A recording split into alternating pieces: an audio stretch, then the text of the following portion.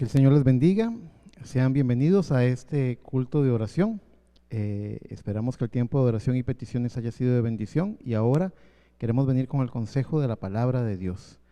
Antes de venir con el mensaje, hoy el Señor ha puesto en mi corazón predicar un tema que le he puesto por nombre El Hijo Restaurado.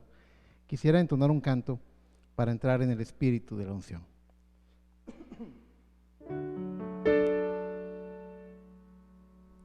Yo perdido en el mundo vagué,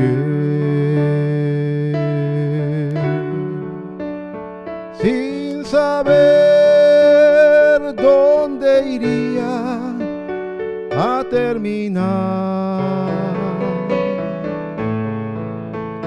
sin poder remediar mi dolor,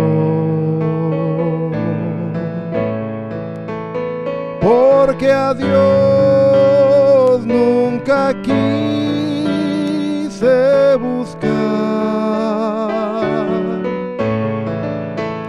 mas un día mi Cristo me halló.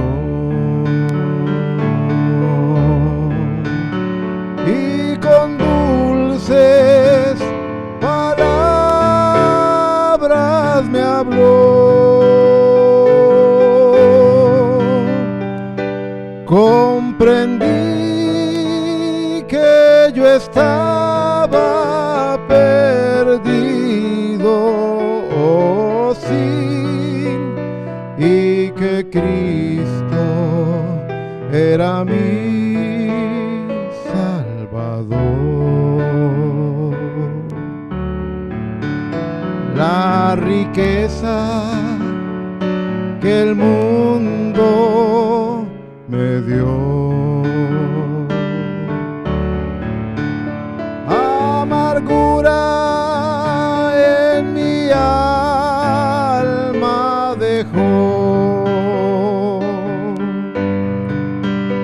todo cuanto el mundo me ofreció. Trajo a mi alma la hiel del dolor, mas un día mi Cristo me halló, y con dulces palabras me habló. Comprendí que yo estaba perdido, oh sí, y que Cristo era mi Salvador. Comprendí que yo estaba perdido, oh sí, y que Cristo era mi Salvador.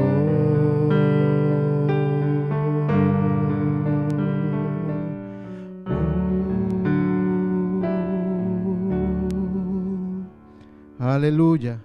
Comprendí que yo estaba perdido. Qué glorioso el día en que Cristo habla al corazón del pecador y lo redarguye de pecado. Bendito sea el nombre del Señor.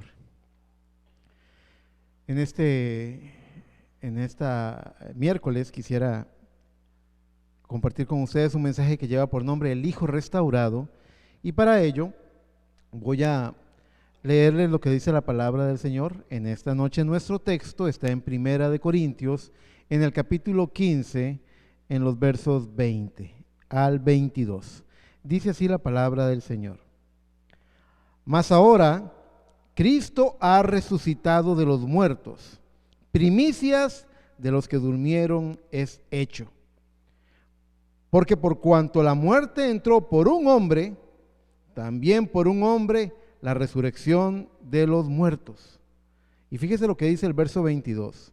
Porque así como en Adán todos mueren, también en Cristo todos son vivificados. Por favor, ore conmigo. Amado Padre Celestial, en esta hora que hemos leído tu palabra, Padre, nuestra única esperanza es que tu Espíritu Santo, Señor, se haga presente para hacer viva, eficaz y real esta palabra. No podemos hacerlo sin ti, pero contamos con la promesa que tú nos diste. Prometiste no dejarnos huérfanos y prometiste estar con nosotros cada día hasta el fin del mundo. Señor, y basados en esa promesa, con todo nuestro corazón, venimos ante ti a que nos hables. En el nombre de Cristo Jesús, brinda por medio de la palabra que se va a predicar, Padre, la porción que necesita cada corazón. En el nombre de Cristo Jesús, gracias, mi Señor. Amén, amén y amén. Gloria al Señor. El Hijo restaurado. Muy bien. El día que Adán pecó, la humanidad entera entró en la oscuridad y en la esclavitud del pecado. Pero deberíamos revisar más a fondo qué fue lo que ocurrió con Adán. Número uno, hay 3 puntos de los que quiero hablar en esta prédica. Número uno es aclarar que la caída de Adán no fue por causa del engaño. La palabra de Dios nos dice en 2 de Timoteo capítulo 2, verso 13 y 14, dice, porque Adán fue formado primero, después Eva. Y Adán no fue engañado, sino que la mujer, siendo engañada, incurrió en transgresión. Me parece que todos tenemos muy claro que tanto pecó Adán como pecó Eva. No hay una categoría o una clasificación de pecado. Pecado es pecado. Así que ese día, el día de la transgresión, pecó Adán y pecó Eva también. Pero hay una variante. Según la Escritura, y la Escritura no puede quebrantarse, Eva fue engañada. Eva no sabía lo que estaba haciendo. Luego encontramos el texto de primera de Timoteo 2:13 que dice, el verso 14, que Adán no fue engañado y sin embargo Adán sí pecó. Quiere decir que Adán sabía lo que estaba haciendo. Y aquí nuestra mente empieza a dar vueltas y a preguntarnos, entonces, ¿qué fue lo que pasó ese día con Adán? Si Adán sabía lo que iba a ocurrir, ¿por qué Adán incurrió en la transgresión? Eva había probado del fruto, Eva había sido engañada, Eva era parte de él. Y hay algo que necesitamos entender. En Adán hay un tipo de Cristo, y de la misma forma en la que Adán murió, entró en pecado, entró en muerte por Eva, de la misma forma Cristo voluntariamente, Él no fue forzado, Cristo voluntariamente fue al Calvario y murió por su novia, el cuerpo de creyentes. Hay un tipo muy hermoso en estas cosas. Fíjese cómo dice la palabra del Señor. Yo les voy a compartir un texto, les voy a leer un texto que está en Primera de Pedro, capítulo 1, del verso 10 hasta el verso 12, me parece que está. En esta lectura que vamos a leer, nos va a hablar de que no solamente Adán era una sombra de Cristo, sino que nos va a hablar de los diferentes profetas que fueron usados por el Señor. Vea cómo dice la palabra. En el verso 10 de Primera de Pedro capítulo 1 dice, los profetas que profetizaron de la gracia destinada a vosotros, inquirieron y diligentemente indagaron acerca de esta salvación, escudriñando qué persona y qué tiempo indicaba el Espíritu de Cristo que estaba en ellos. Nótese, el Espíritu de Cristo estaba en ellos. Sigue diciendo, el cual anunciaba de antemano los sufrimientos de Cristo y las glorias que vendrían tras ellos. A estos les reveló, a los profetas, a estos les reveló que no para sí mismos, sino para nosotros administraban las cosas que ahora os son anunciadas por los que os han predicado el Evangelio, por el Espíritu Santo enviado del cielo. Y hace un énfasis más, dice, cosas en las cuales anhelan mirar los ángeles. Entonces, era el Espíritu de Cristo en Adán, pero así como actuó en Adán, también actuó en otros hijos de Dios, profetas de Dios. Actuó en Moisés.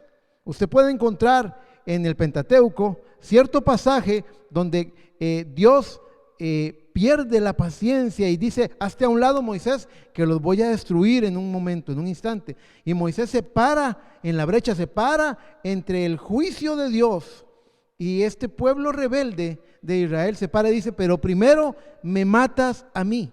¿Sería que Moisés estaba oponiéndose a Dios? No, el Espíritu de Cristo estaba en Moisés. Y Dios reconoció el Espíritu de Cristo en Moisés, parándose en la brecha, dando su vida por el pueblo de Dios. También lo vemos en la historia de David. Nosotros podemos ver a David cuando sufre el destierro, cuando sufre un golpe de estado y su hijo Absalón toma el reino. Él sale llorando, él a la distancia ve a Jerusalén. Un tipo de Cristo cuando estaba en el monte de los olivos mirando hacia Jerusalén, diciendo: Jerusalén, Jerusalén, cuántas veces te quise juntar como la gallina junta sus polluelos, mas nunca quisiste.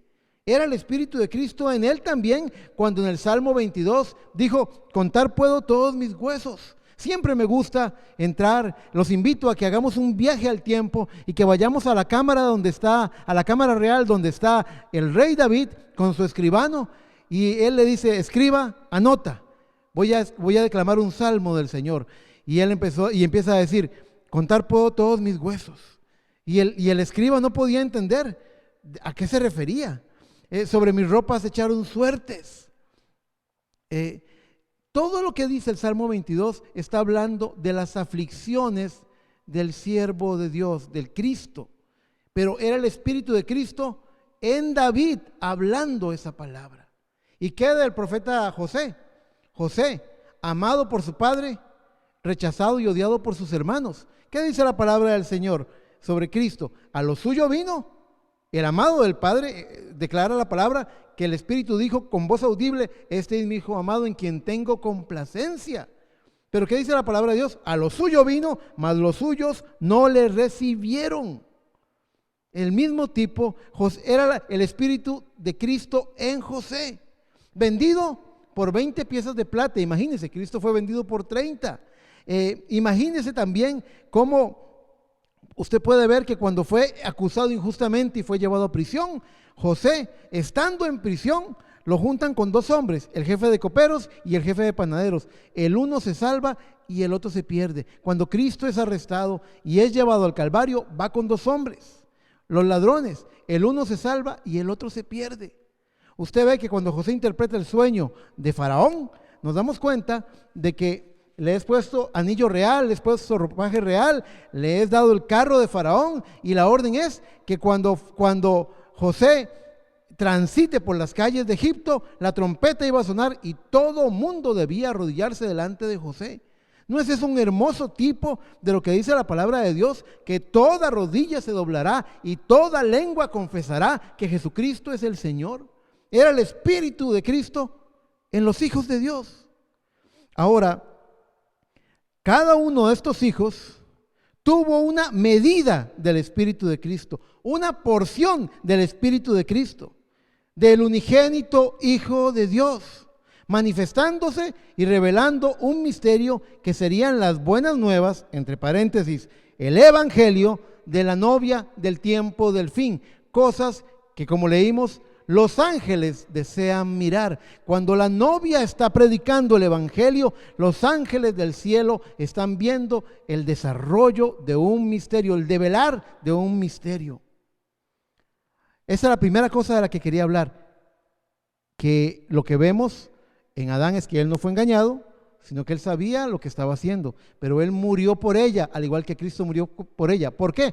Porque era el Espíritu de Cristo, no solamente en Adán, en Moisés, en David, en cada hijo de Dios podíamos ver una medida del Espíritu de Cristo manifestándose, dándose a conocer.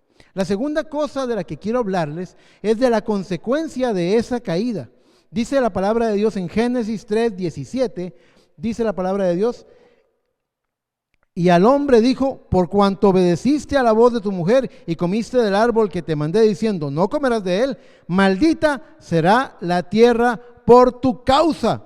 Con dolor comerás de ella todos los días de tu vida. Si usted nota, Dios no maldijo a Adán porque ya lo había bendecido. Usted no puede maldecir lo que Dios ya ha bendecido, ni puede bendecir lo que Dios ha maldecido. Dios se sostiene, Dios había bendecido a su Hijo.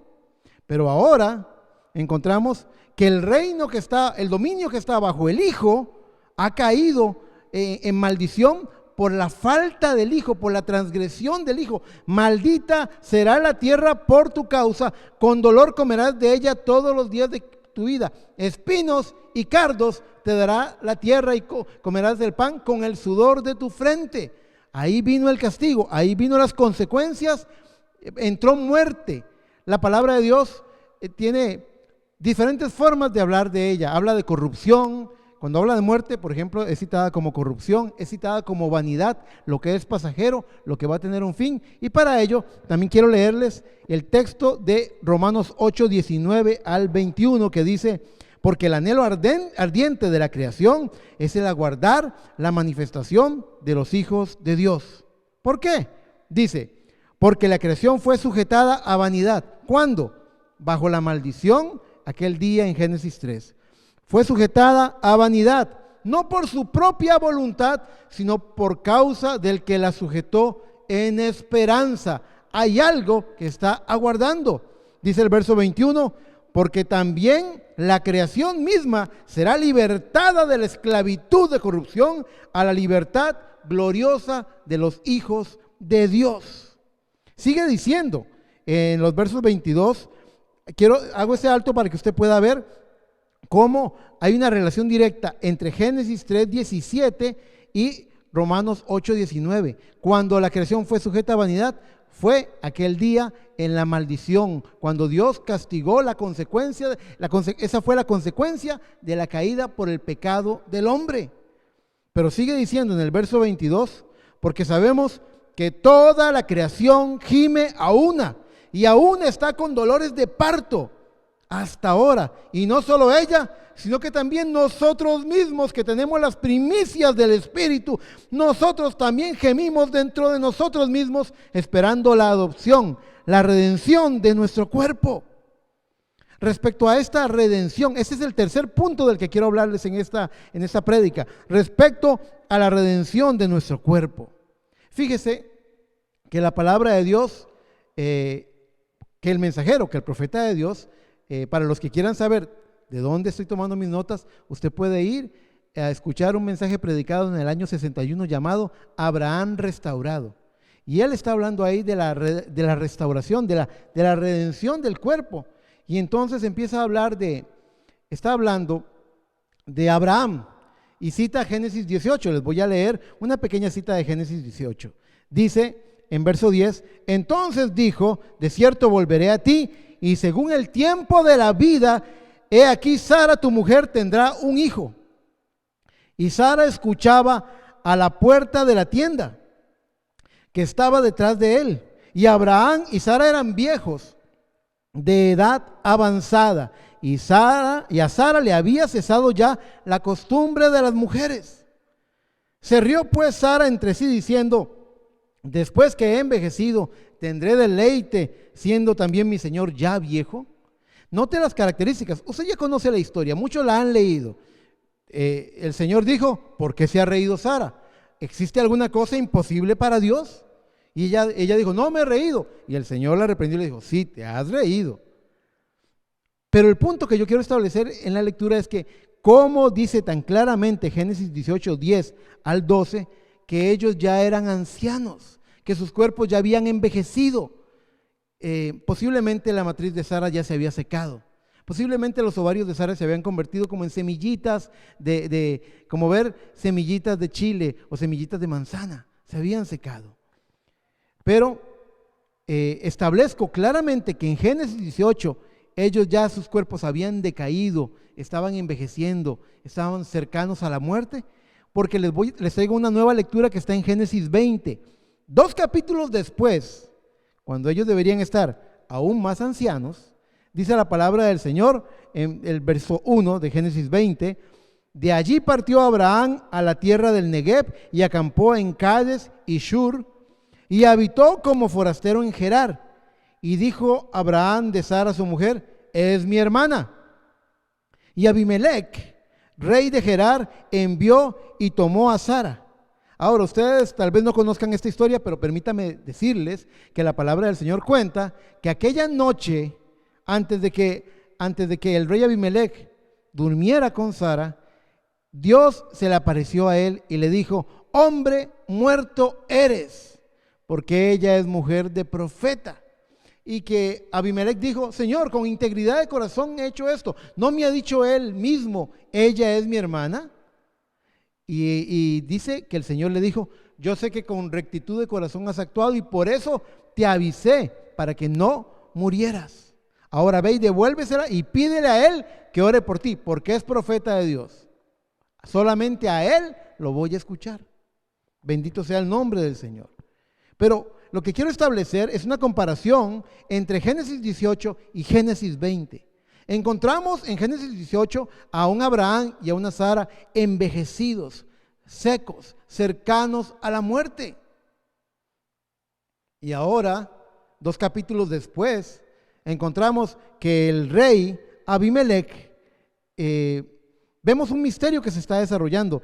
El rey Abimelech, rey de Gerar, pudiendo tener a cualquier mujer de su reino, se enamora de una mujer anciana. Lo que ocurrió es que Dios restauró sus cuerpos con una sola pequeña variante. Una variante que le permitiría a Dios cumplir la promesa del tiempo de la vida. ¿Qué es lo que estamos viendo? Que la palabra del Señor nos indica. Ustedes saben, si solamente hubieran sido rejuvenecidos, pues hubieran tenido los mismos problemas que tuvieron antes, porque ya cuando habían sido jóvenes, nunca hubieran podido tener hijos. Así que Dios hizo algo más que rejuvenecerlos. Esa restauración, esa transformación, lo que hizo en Abraham y Sara fue corregir aquello que no les permitía tener hijos. Porque la promesa fue: en el tiempo de la vida vendré y Sara tendrá un hijo. Ahora, veamos el aplicativo espiritual para el resto de los hijos según Romanos 8. El resto de los hijos que según Romanos 8 estamos en dolores de parto. Dice la palabra de Dios en Gálatas, capítulo 4, en el verso 19. Gálatas 4, 19.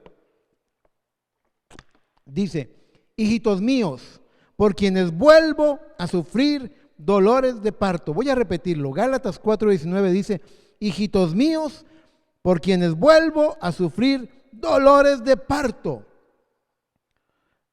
Aclara Pablo y dice: hasta que Cristo sea formado en vosotros. Para Abraham y para Sara, el hijo prometido no es otro sino Isaac, un tipo del hijo de la promesa, un tipo. Isaac fue un tipo de Cristo. Pero para nosotros estamos esperando al Hijo de Dios mismo, a Jesucristo, que se ha formado en nosotros. Estamos con dolores de parto, deseando, esperando, aspirando a ver la vida de Cristo dentro de nosotros, el hablar de Cristo en nuestras palabras, el actuar de Cristo en nuestras acciones, caminar como Él caminó, pensar como Él pensó. Eso es lo que estamos esperando, ver a Dios en cada uno de los hijos de Dios, en la novia, en el cuerpo de creyentes. Así que nos damos cuenta de que esto es el desarrollo de un misterio que ha venido desde los días de Adán. Una restauración está prometida. El hijo cayó, llegó la noticia al cielo: tu hijo Adán ha pecado, tu hijo Adán te ha desobedecido, ha hecho lo que tú le dijiste que no debía hacer, ha caído. Y a partir de ahí, toda la humanidad, dice, por cuanto por un hombre todos mueren en Adán, por un hombre también todos son vivificados en Jesucristo. La palabra de Dios nos dice en el libro de Apocalipsis capítulo 12, nos habla de una visión. Cuenta que hay una mujer vestida del sol. Dice una mujer vestida del sol con la luna debajo de sus pies y sobre su cabeza una corona de 2 estrellas. Indudablemente, cuando hablamos de estudiar, dar el contexto a la Biblia como un libro de historia, sabemos y entendemos que está hablando de Israel en los tiempos del nacimiento de Cristo, porque también habla de un dragón, que dice el dragón, que es la serpiente antigua, que se llama Diablo y Satanás, que estaba esperando con sus fauces abiertas devorar al niño que iba a nacer. Y esta mujer estaba angustiada en los dolores de su alumbramiento. Eso fue lo que vimos cuando José y María llegaron a Belén, en medio de los tiempos en que Roma estaba asediando y gobernando a Jerusalén. Y entendemos que la matanza de los niños no es otra cosa, sino ese mismo asedio, ese mismo acecho de que Satán quería matar al Hijo de Dios. Y tenemos mucho que decir al respecto. Recuerdo haber leído, y quiero citarlo en esta prédica, recuerdo haber leído que el mensajero dice claramente que el día que Cristo ayuna 40 días con sus noches en el monte de la cuarentena, aparece Satán para tentarlo. Cuando tiene debilidad, cuando tiene hambre. Y dice el mensajero que le dijo: pensé que te tenía cuando maté a Abel. ¿Por qué? Porque había una medida, una porción del Espíritu de Cristo en Abel, quien por revelación entendió que no era una ofrenda de frutos naturales, sino que era por medio de la sangre derramada. ¿Qué revelación tuvo Abel para saber 4000 años antes de que Cristo muriera en la cruz del Calvario que la sangre del Cordero era el requisito? Él tuvo revelación. Así que, como me gusta la forma en la que lo dice el mensajero, pensé que te tenía cuando maté a Abel. Él mató a Abel porque lo que había visto era una porción del Espíritu de Cristo. Pero luego también pensó que lo había logrado cuando mató a Abraham, porque Abraham llegó a ver la muerte. Todos ellos fueron vencidos por el más poderoso guerrero que ha tenido Satán, que se llama muerte. Fue vencido José también murió, Josué, Moisés, cada uno de aquellos hombres que tuvieron porciones de Cristo murieron. Y todas las veces el diablo pensó que ya lo tenía, que ya lo había vencido. No en vano, la palabra de Dios dice, le dijo a la serpiente, cuando la maldijo, le dijo: tu simiente, pondré enemistad entre ti y la simiente de la mujer. ¿Y quién es la simiente de la mujer? Sino el mismo Señor Jesucristo. Él es la simiente prometida, porque varón no participó a la hora de concebir ese bebé llamado Jesús. Así que esta serpiente asedia y acecha, y entendemos que en el contexto histórico está hablando de Israel. Pero en el contexto profético, desde el punto de vista de la dimensión profética, está hablando de la novia. Así lo dice el mensajero en el mensaje Shalom. Está hablando de la iglesia. La iglesia está con dolores de parto. La iglesia está en la angustia de su alumbramiento, porque está viendo que este dragón, esta serpiente antigua, está acechando y quiere destruir el fruto glorioso de esa fe en Cristo Jesús. Quiere destruir el nacimiento.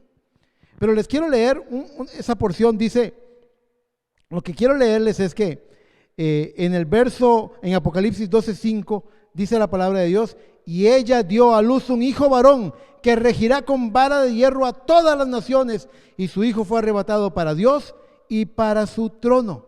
Y ella, la mujer, huyó a un lugar desierto donde tiene lugar preparado por Dios, para que allí la sustenten por 1260 días. Está hablando del periodo de los 3 años y medio de la segunda mitad de la semana 70 de Daniel. Así que nos damos cuenta de que para nosotros también está un hijo prometido, y para nosotros también estamos los dolores de parto, y para nosotros también está esta esperanza en la que hemos sido llamados, este nacimiento espiritual que tiene que venir. Como todas las cosas buenas, las cosas buenas empiezan desde adentro. Todo empieza adentro. Trate usted de romper el cascarón de un pollito para ayudarlo, lo va a matar. Trate usted de abrir la oruga para que la mariposa salga, la va a matar, le va a hacer un daño, no va a permitir. Ella tiene que pasar por esos dolores de parto. Cuando usted observa una mariposa salir de ese capullo es la palabra correcta. Cuando usted ve a la mariposa que sale de ese capullo, ella tiene que salir por un agujero muy pequeño y tiene que hacer mucha fuerza y tiene que luchar y combatir. Pero si usted llegara a rayar con un cuchillo para ayudarla, usted le estaría haciendo un daño, estaría debilitándole, porque el esfuerzo por nacer iba a hacer que la sangre se irrigara por todas esas alas y salieran fortalecidas, listas para volar. Necesitamos los dolores de parto, y estas pruebas que estamos viviendo no son otra cosa sino dolores de parto. La semana pasada lo dijimos, la palabra de Dios lo llama principio de dolores. Tiempo para levantar nuestra cabeza, porque nuestra redención está cerca. Y entonces vemos que a este niño que nació, hijo varón, regirá con vara de hierro a todas las naciones. Ese hijo prometido no es otro sino Jesucristo mismo. Por eso entendemos en el contexto de la palabra de esta noche que porque así como en Adán todos mueren, dice 1 Corintios 15:22, también en Cristo todos serán vivificados. Estamos esperando que ese Cristo que se manifestó en porciones se manifieste en plenitud en la novia.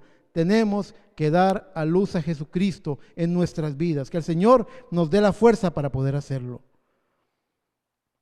La palabra de Dios nos dice en el libro de Hechos, en el capítulo 3, verso 19 en adelante, que es mi última cita de esta prédica, en Hechos 3:19 hasta el 21, dice así: así que arrepentíos y convertíos para que sean borrados vuestros pecados, para que vengan de la presencia del Señor tiempos de refrigerio. ¿Queremos ver de la presencia del Señor esos tiempos de refrigerio?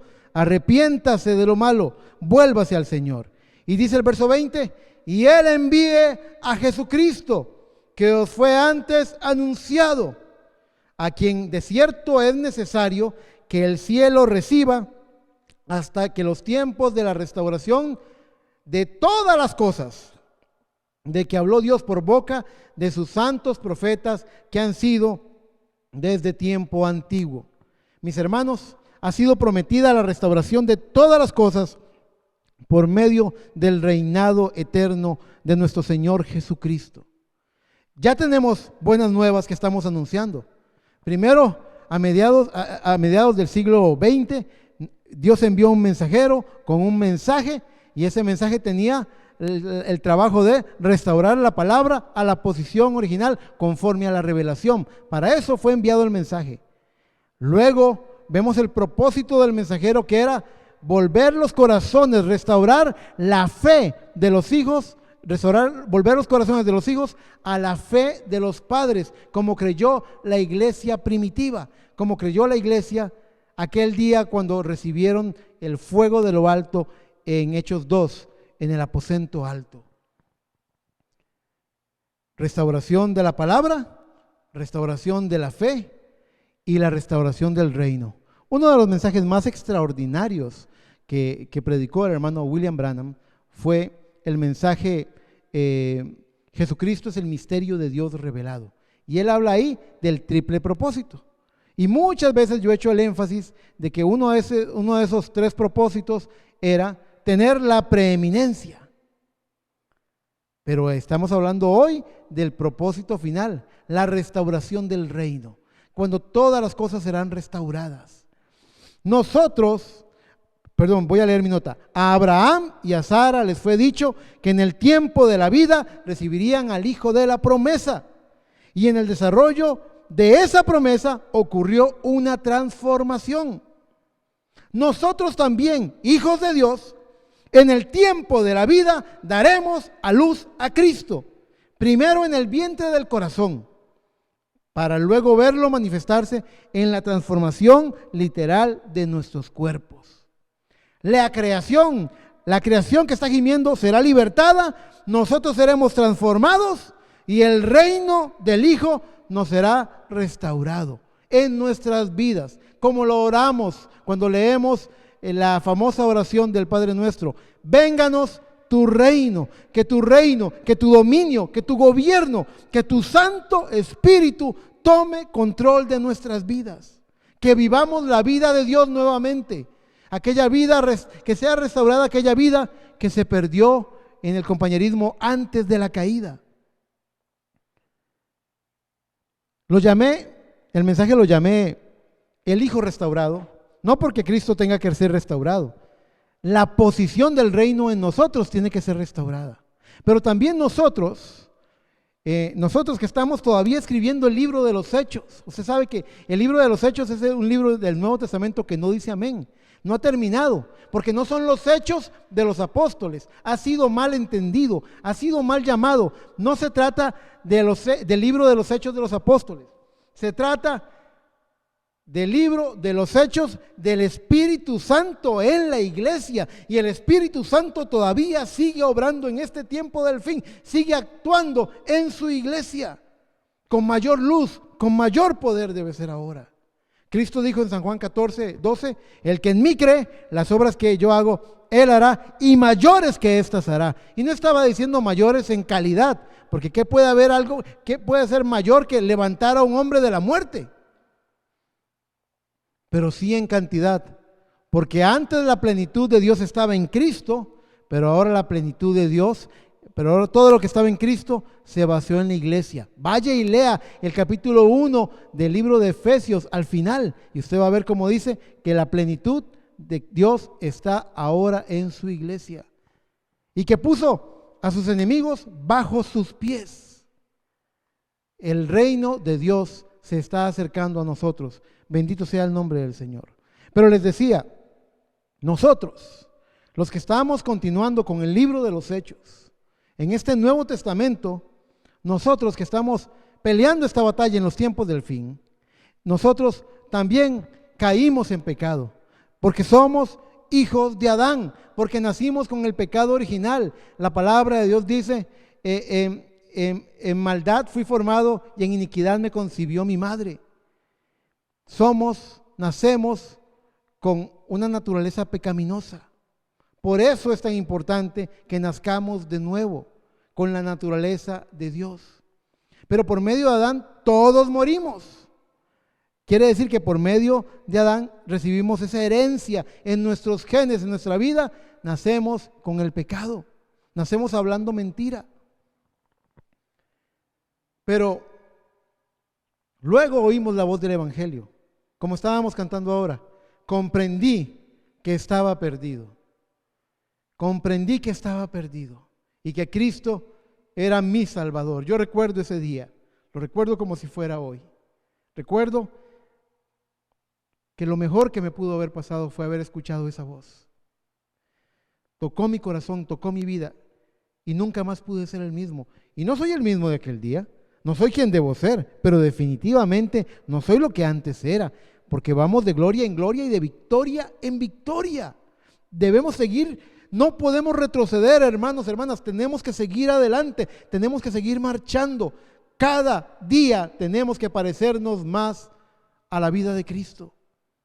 Que Dios nos ayude en ese enorme desafío que solo la novia va a poder cumplir. Y yo creo que ustedes lo creen también.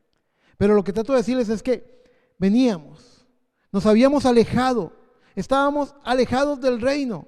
Dice la palabra de Dios que en el Nuevo Testamento que Cristo nos ha trasladado del reino de las tinieblas al reino de su luz admirable. Ahora voy a leerles un texto que está en Juan 5, que acaba de venir a mi corazón, pero el punto que quiero hablarles es que nosotros, al igual que aquel hijo pródigo, estábamos perdidos, estábamos alejados de la casa del Padre, estábamos en pecado, estábamos viviendo perdidamente hasta que volvimos en sí. Dice la palabra de Dios sobre el hijo pródigo, y volviendo en sí, el hijo dijo: ¿cuántos obreros hay en casa de mi padre que tienen pan y yo aquí perezco de hambre? Cuando usted se da cuenta, y espero que esta palabra llegue al corazón de alguien. Si se ha distanciado, que toque su corazón. Si no conoce del Evangelio, que toque su corazón también. Cuando usted llega a un punto en el cual usted empieza a cuestionar aquello que usted consideraba incuestionable, cuando usted empieza a darse cuenta de que usted necesita algo más que lo que esta vida natural le puede dar, cuando usted se da cuenta de que usted necesita algo aquí adentro, que aquí hay un vacío y que nada, que ni el licor, ni el vicio, ni el sexo, ni nada, ni el entretenimiento, ni el dinero, ni el confort, que nada de eso lo puede llenar ese vacío, ese huequito aquí adentro. Cuando usted se da cuenta que necesita de Dios, usted es como ese hijo pródigo que ha vuelto en sí y dice: yo necesito de Él. Iré y le diré: Padre, he pecado contra el cielo y contra ti, y no soy más digno de ser llamado tu hijo, mas recíbeme como a uno de tus jornaleros. Le tengo una buena noticia, le tengo una maravillosa noticia. La parábola que contó Cristo relata que cuando el padre vio de lejos al hijo, salió corriendo en pos de él, lo abrazó, lo besó, lloró sobre él y hizo una gran fiesta porque dijo: mi hijo se había perdido y ha sido hallado, muerto era y ha resucitado. Y eso es lo que tenemos en la palabra ungida en este día: una resurrección, un poder de resurrección y un poder de restauración. El poder de su resurrección no es solamente levantarnos de la tumba. El poder de su resurrección es vivificarnos cuando estamos muertos en delitos y pecados. El poder de su resurrección es el poder que tiene la palabra de despertar nuestro oído, de despertar nuestra memoria espiritual y darnos cuenta que estábamos con amnesia espiritual y no sabíamos quiénes éramos allá en el mundo. Y ese mundo nos trató como basura. Pero no somos basura, somos los hijos de Dios. Por eso escogí el nombre el Hijo Restaurado. Porque no solamente hablo de la restauración del reino en nosotros, pero hablo de cómo nosotros hemos sido llamados a ser completamente restaurados a la imagen de Dios que se había perdido en Adán. Bendito sea el nombre del Señor Jesucristo. Yo creo que de la misma forma en la que el Padre corrió con sus brazos extendidos a abrazar a su hijo y a recibirlo, a besarlo, a vestirlo, a quitarle los harapos, quitarle la suciedad que el mundo había puesto en él. Dios también quiere recibirlo a usted. Dios también quiere recibirlo y con los brazos abiertos, quitarle la inmundicia del pecado, lavar su cuerpo, vestirlo con la palabra, ponerle el anillo del Espíritu Santo, ponerle el calzado del Evangelio. Si usted se fija y lee la parábola, dice: vayan a mi casa y tomen mi ropa y póngansela a Él. El Dios de la gloria, lo que lo arropa a Él, la gloria que lo arropa a Él, lo va a arropar a usted también. Por eso esa mujer en Apocalipsis 12 estaba vestida del sol. ¿Qué es el sol en el Evangelio? Nuestro sol de justicia es Jesucristo. Usted será revestido, usted será arropado, usted será envuelto de Jesucristo. Si usted puede atender al llamado.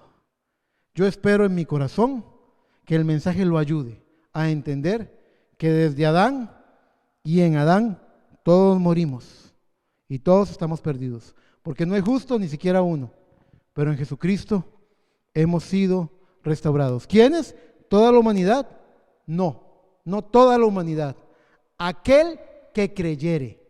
Quiero que vaya conmigo y lea lo que dice la palabra de Dios en Juan 5. Juan 5, no estaba seguro de querer leer esto, pero definitivamente tengo que leerlo. Juan 5, 22 en adelante, dice la palabra del Señor: porque el Padre a nadie juzga, sino que todo el juicio lo dio al Hijo, Jesucristo, para que todos honren al Hijo como honran al Padre. El que no honra al Hijo, no honra al Padre que le envió. De cierto os digo, el que oye mi palabra y crea al que me envió, tiene vida eterna y no vendrá a condenación, mas ha pasado de muerte a vida. Hermano, hermana, si usted puede creer esto, el que oye mi palabra, esta es su palabra, y crea al que me envió, que Dios lo envió, tiene vida eterna. No dice tendrá vida eterna, dice tiene vida eterna. Por su fe en la palabra, tiene vida eterna y no vendrá a condenación. Quiere decir que hoy miércoles usted va a considerar que usted cree que tiene vida eterna Mañana jueves por la mañana, usted tiene que perseverar en esa confesión de que tiene vida eterna, porque ha pasado de muerte a vida, porque no vendrá a condenación, porque ha pasado del reino de las tinieblas al reino de su luz admirable. Ese era mi consejo para ustedes en esta noche.